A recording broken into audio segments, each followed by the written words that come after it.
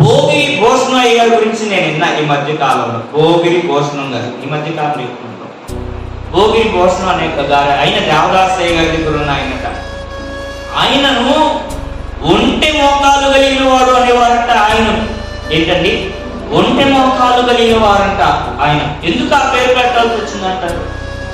ఒంటెకు బాగా అలవాటైన పని మోకాళ్ళు వేయడం, ఒంటె మోకాళ్ళు వేయడం. అంతే, లేకపోతే అందదు కదా. దాన్ని ఎక్కాలన్నా దాన్ని దిగాలన్నా అది ఏం వేయాలి? మోకాళ్ళు వేయాలి. ఒంటె మాటి మాటికి మోకాళ్ళు వేయడం బట్టి ఒంటె దాని కాళ్ళు మోకాళ్ళు దగ్గర పురుడు కట్టేసి ఉంటాయి. ఈ భోగిరి భూషణం గారు ఆయన చాలా మోకాళ్ళ యోధుడంట. చాలాసేపు మోకారిస్తే అసలు దిగే పరిస్థితే లేదంట ఆనాటి భక్తుడు. చివరికి ఏం జరిగిందో తెలుసా? ఆయన ప్రార్థనా గదిలోకి వెళ్ళి మోకాళ్ళు వేసి వేసి వేసి మోకాళ్ళ మీద చనిపోయాడంట. అంత గొప్ప భక్తుడు ఆయన భోగిరి భూషణం గారు. మోకాళ్ళు వేసి తన ప్రార్థనా గదిలోకి వెళ్ళి మోకాళ్ళ మీద చనిపోయాడంట. మోకాళ్ళ మీద చనిపోయి ఎవరు కూలిపోలేదండి.